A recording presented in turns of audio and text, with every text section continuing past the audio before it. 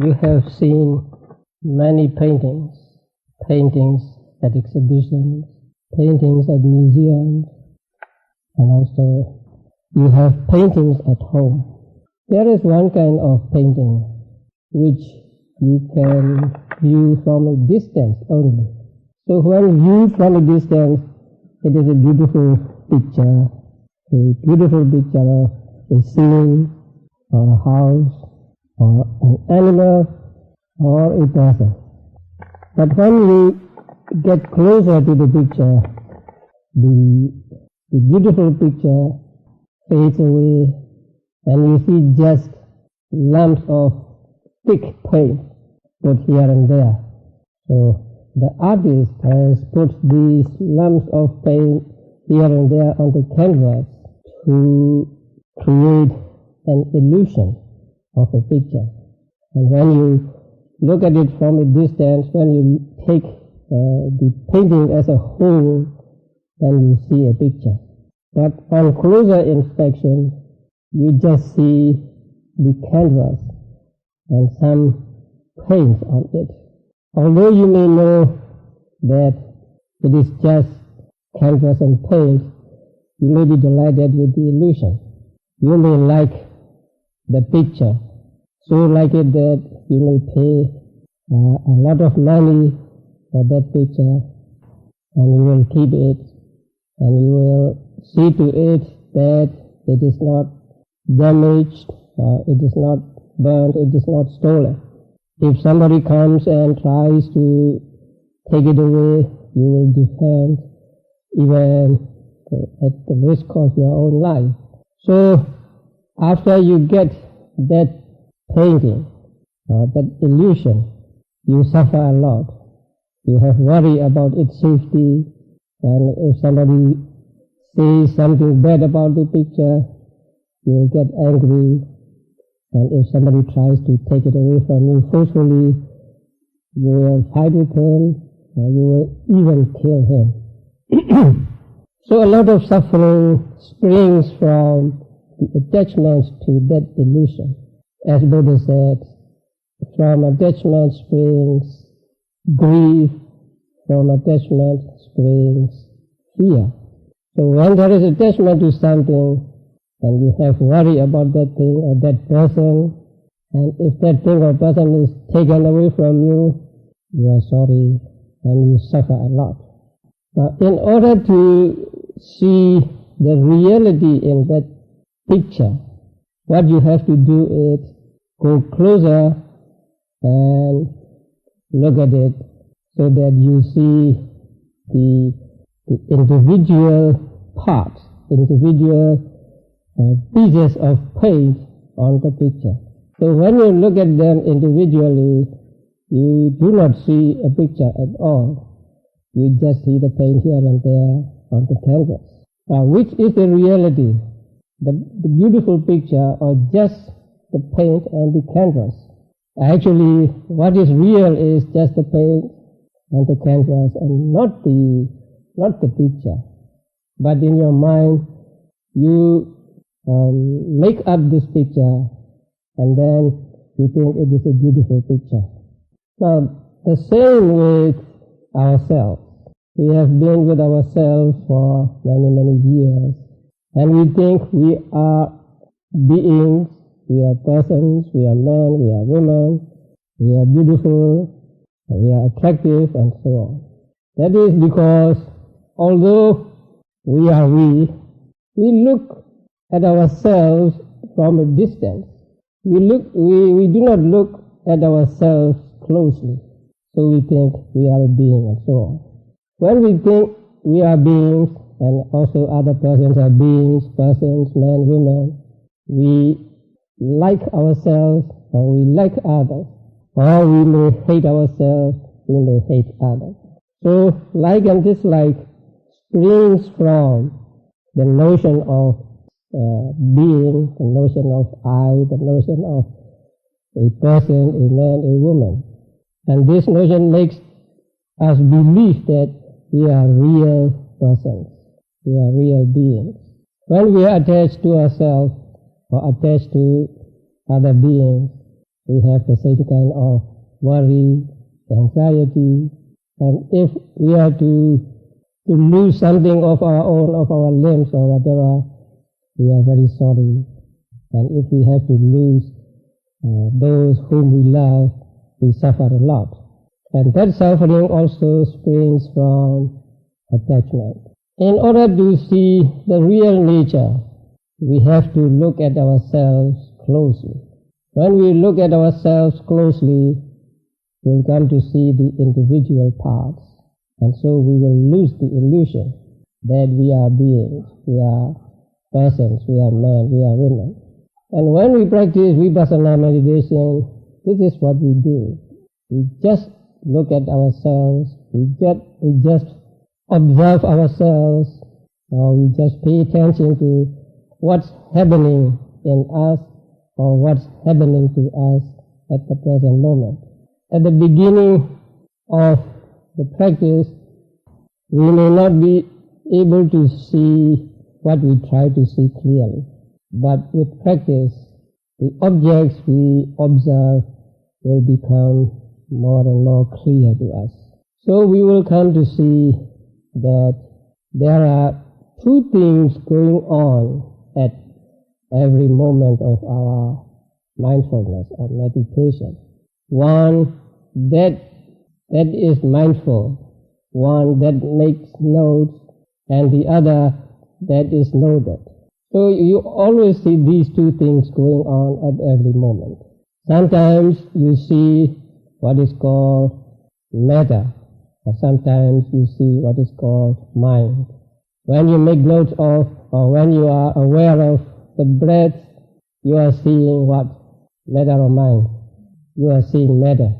When you are aware of the movements of your foot when you practice walking meditation, you are seeing matter. When you are aware of the movements of the abdomen, you are seeing matter. When you are aware of your thoughts, you are seeing mind. When you are aware of attachment or anger or irritation or discouragement, you are seeing what is called mind. So what you see at every moment of mindfulness is either mind or matter. Now mind and matter are called nama and rupa in Pali.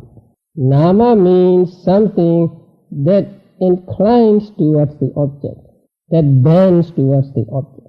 And rupa means that which changes with heat, with cold, with hunger, with thirst, with bites of insects and so on. And nama has the ability of cognizing. So nama knows this, nama knows that.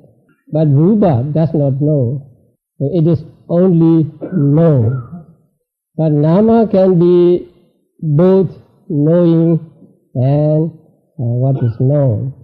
Now if you are aware of your thoughts, one nama is noting another nama. So in that case there are two namas. One the subject and the other object. In the beginning, you may not see clearly nama and rupa.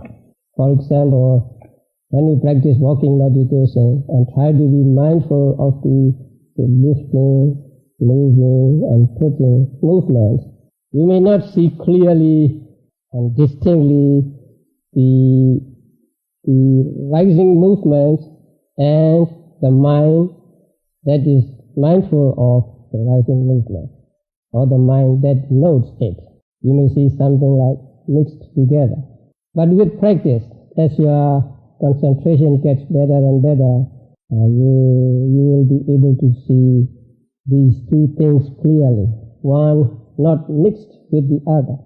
You will see clearly the the lifting movement, and you will see clearly the mind that makes note of the lifting movement. Actually, you will also see the mind that notes. So there can be three things at that time. The mind that notes the lifting, and the mind that notes the lifting. So more and more clear these mind and matter will appear to you as you progress along this path of, along this practice of mindfulness. When you note or when you are mindful of the matter, you will see matter clearly and not mixed with any other matter or mind. And when you make notes of mind or mental things, you will see them clearly in your mind and not mixed with other mind or matter. So when you see mind and matter clearly, you are said to reach the stage of discerning mind and matter. Discerning of mind and matter means seeing mind clearly, seeing matter clearly, seeing mind and matter clearly, and seeing also that this is mind and this is matter. To some yogis, matter may be clear, but mind may not be clear. Take again the example of walking.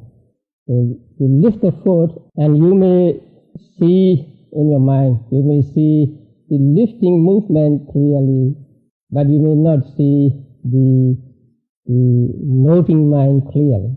So in that case, what you do is just try to see the movement, the matter clearly. Try to pay more attention so that you see the matter clearly. So when you see the matter more and more clearly, then the mind will also appear clear to you. So the advice given in the commentaries is, if you can watch the matter clearly, but mind not clearly, don't try to see the mind clearly, but try to see the matter more and more clearly. Now, if you look at the mirror, and if the mirror is dirty, you cannot see yourself in the mirror. So what do you do when you don't see your image clearly in the mirror? You wash your face again and again? No. So you rub the mirror so that it becomes clear. So when the mirror becomes clear, your image automatically becomes clear. So in the same way, if mind or mental states do not appear clear to your mind, then you try to see matter more and more clearly. So when they become clearly, and when you see just mind and matter at every moment of mindfulness, at every moment of meditation, you come to gain a true knowledge of all phenomena. You come to gain a true vision, or the correct vision of things, that is, vision of things as they really are.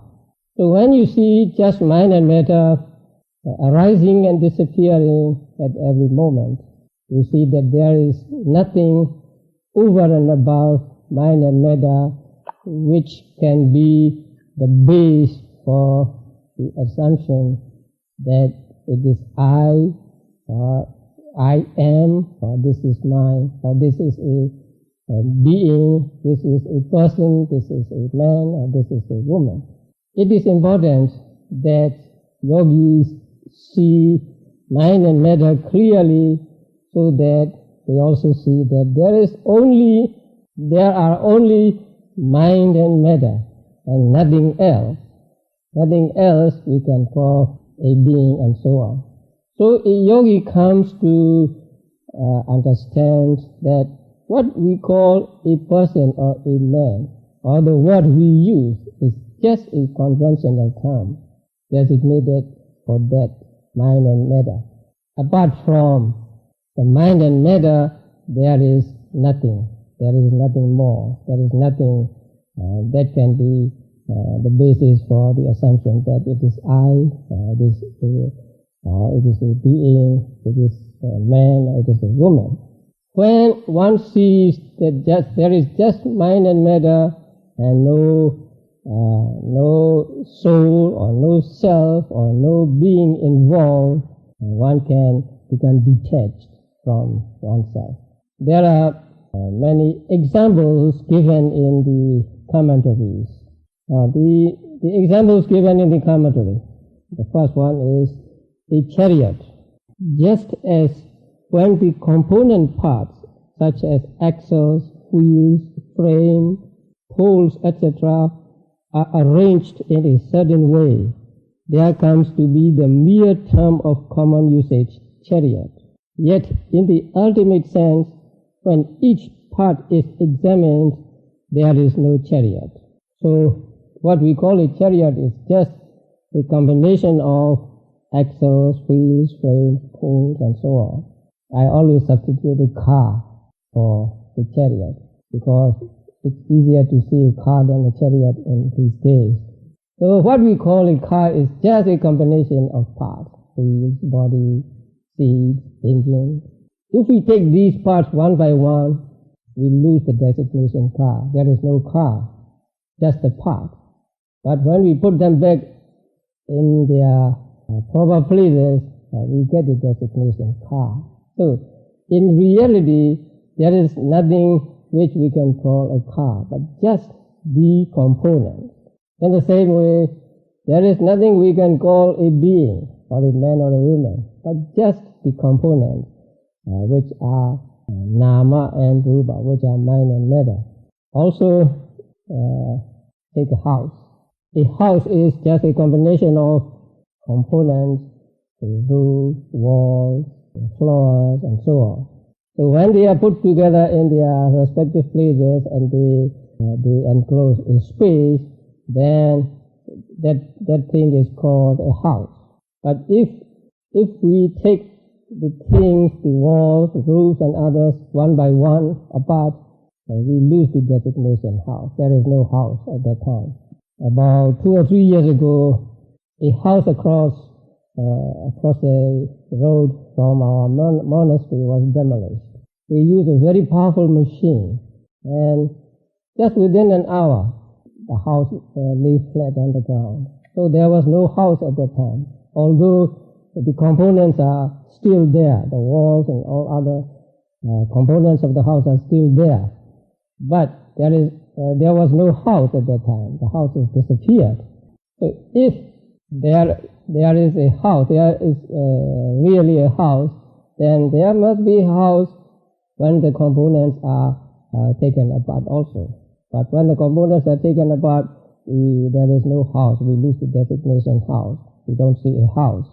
So what really exists is not the house, but the part.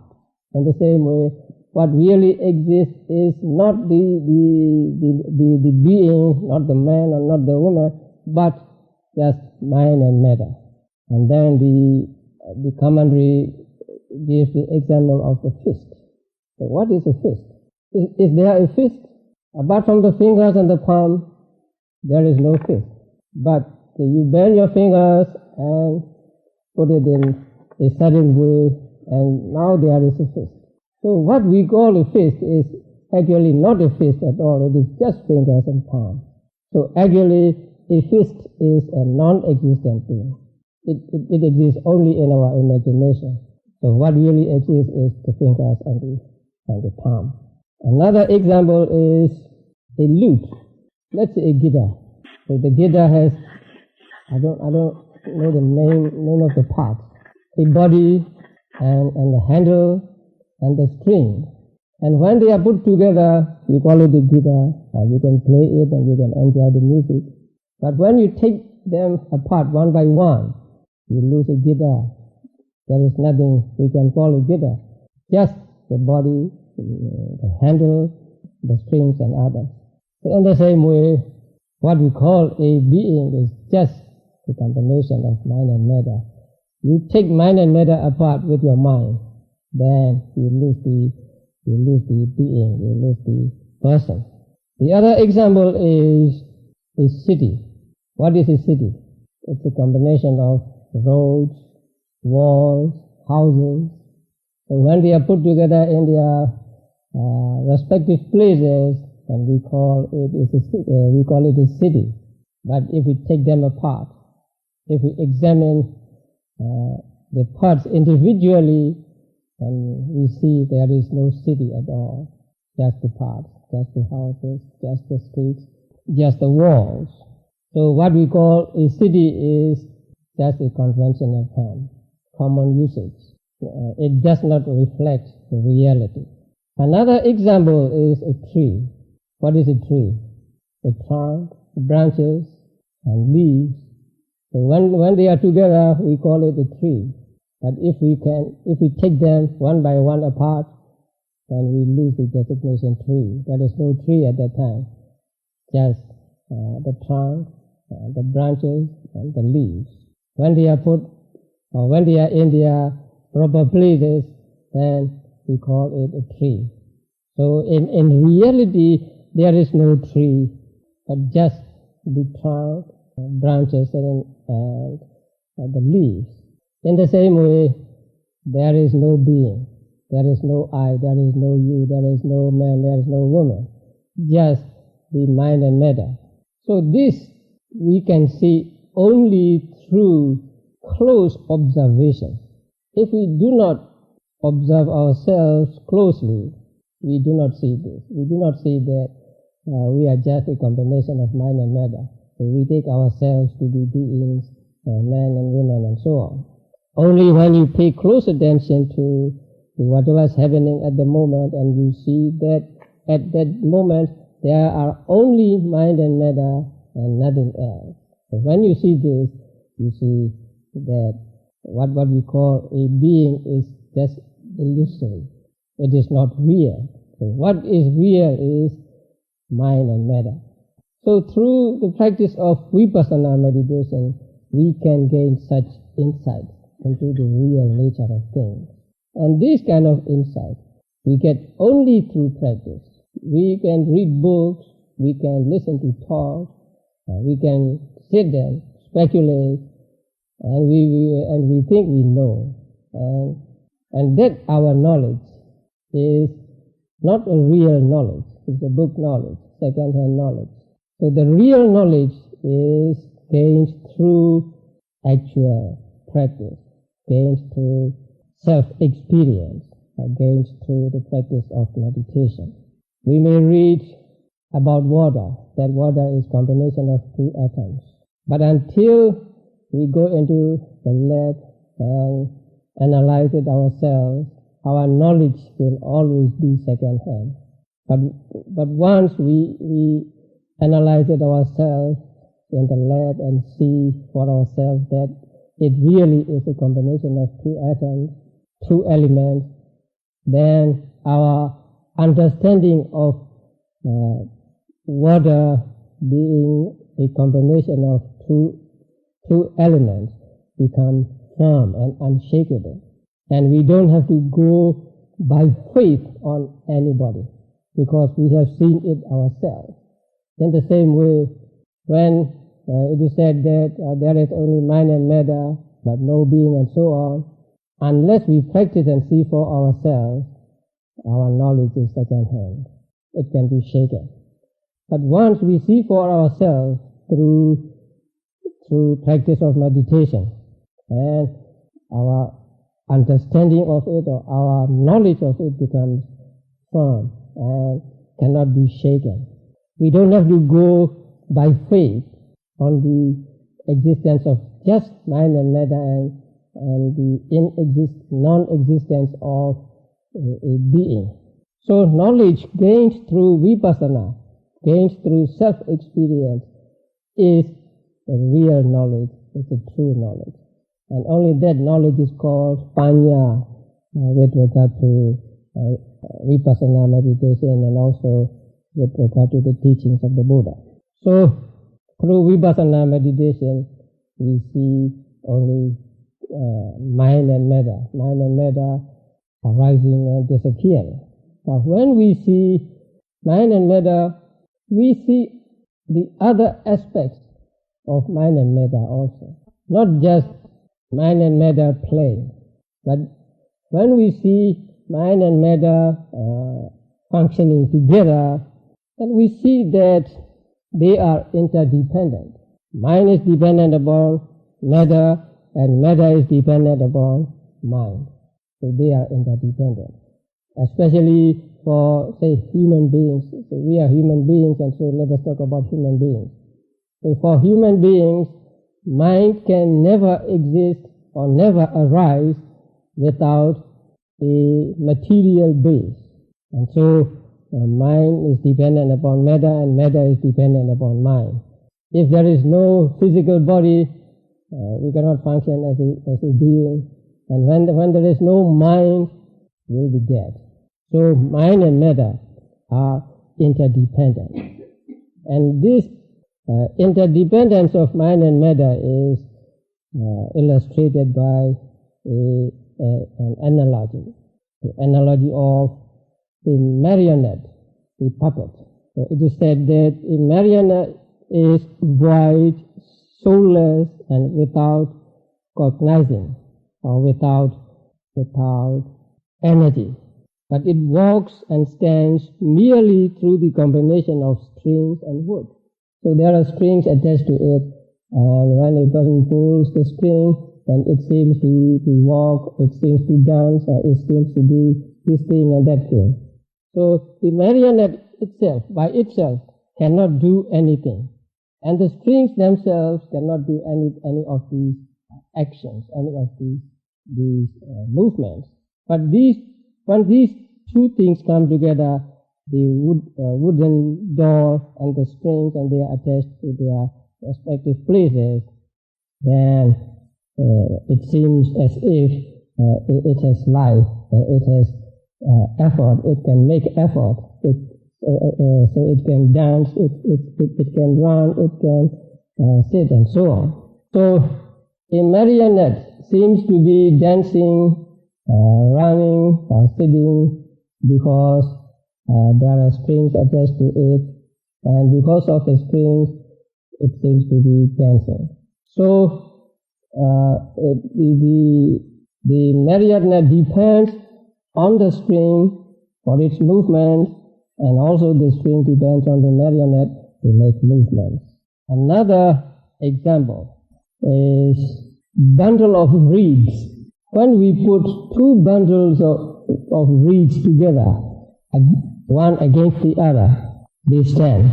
But when one falls, the other bundle also falls. So you put two bundles of reeds, let's say bamboo or grass together, and you put them against each other. So when they are supporting each other, they stand. But when one falls, or when one is taken away, the other falls, because they are interdependent. One cannot stand without the other.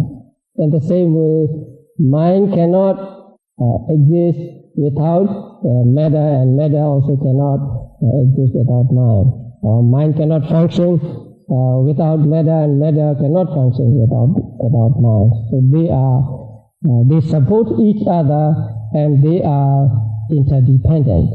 So this interdependency of mind and matter also you see through the practice of meditation. Now, let us take seeing. When you see something, you see seeing consciousness arises. That is mind.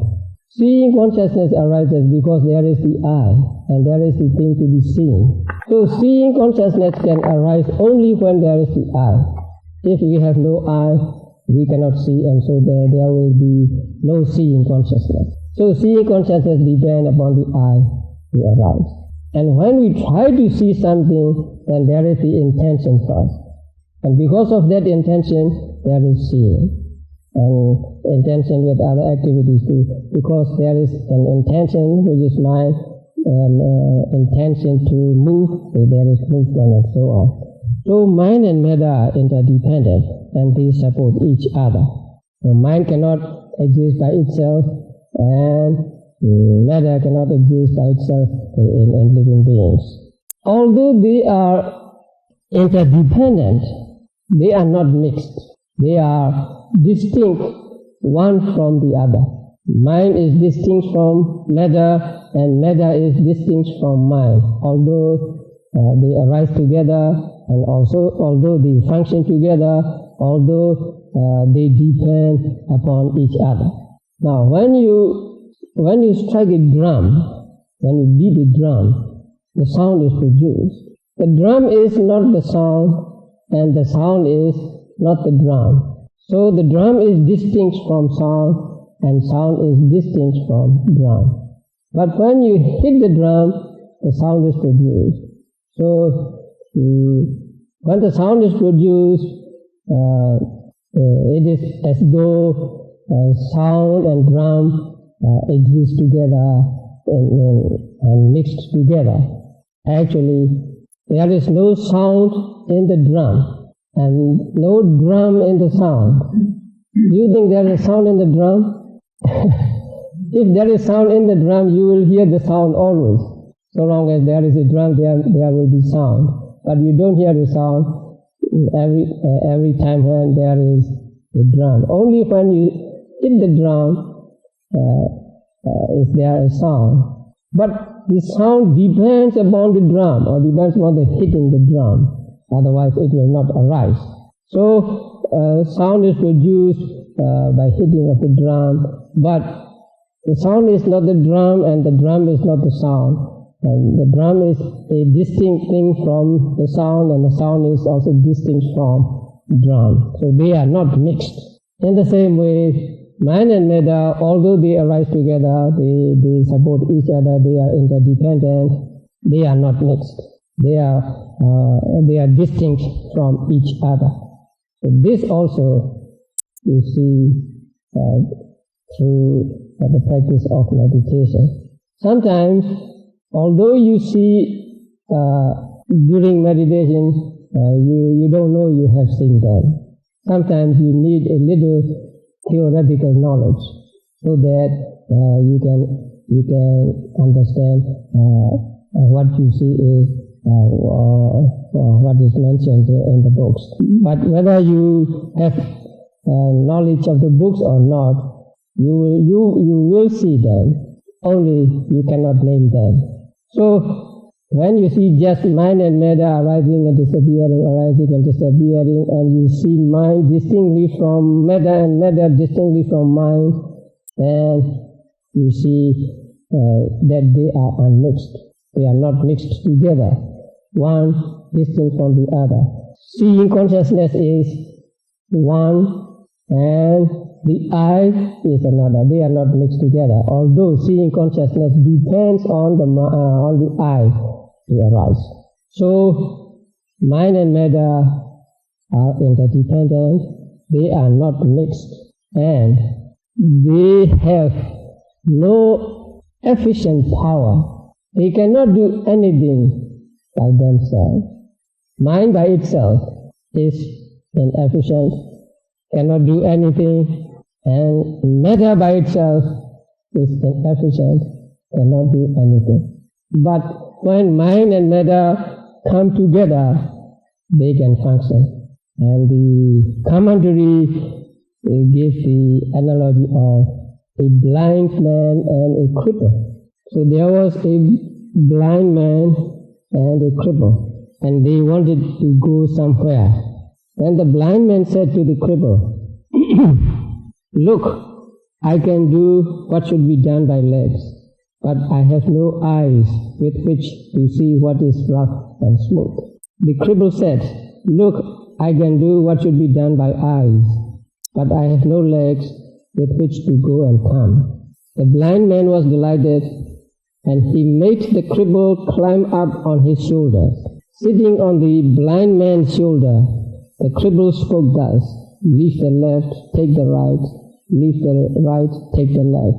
So he gives directions, sitting on the shoulders of the blind man. And so they can reach the place they want to go to. So the blind man has no efficient power. He cannot travel by his own efficient power, by his own strength. And the cripple has no efficient power. He cannot travel by his own efficient power, by his own strength. But there is nothing to prevent their going when they support each other. Now, the body cannot do anything when there is no mind. Can the body drink or eat or go or sit without the mind? No. Then can the mind eat, sit, go or stand? No. But when mind and matter come together and mind wants to eat, then the body eats. Like the mind giving command to the body to eat, drink, or something like that. So when the mind wants to eat, the body, the matter eats. When the mind wants to drink, it drinks. When the mind wants to make a step, the body makes a step, right? So you see this during meditation. When you are walking, there is an intention preceding every voluntary movement. You may not see the intention previous to every voluntary movement yet. That is, if your concentration is still not strong enough. But you will see in due time that every voluntary action is preceded by the intention. Because there is the intention to lift the foot, there is lifting of the foot. There is the intention to move the foot forward, there is a moving of the foot forward. If you do not have the intention to lift, no lifting will occur, not strong enough. But you will see in due time that every voluntary action is preceded by the intention. Because there is the intention to lift the foot, there is lifting of the foot. There is the intention to move the foot forward, there is a moving of the foot forward. If you do not have the intention to lift, no lifting will occur.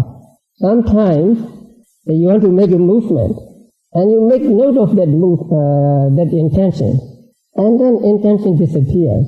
So when the intention disappears, you don't move at all. So matter for the body by itself is inefficient. It cannot do anything. And mind by itself cannot do anything because it has no body. It cannot eat, it cannot drink, it cannot sit, it cannot walk. But when these two come together, they function as a being. Now that is going, sitting, eating, drinking, and so on. So the simile, the analogy of the blind man and the cripple is a very good example. Each one inefficient in their own way, but when these two together, they remedy what is missing in another person, like something like that.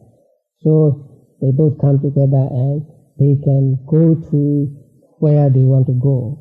And also we can take the example of boat and people. So when you want to cross a river, you have to use a boat. The boat by itself cannot do anything.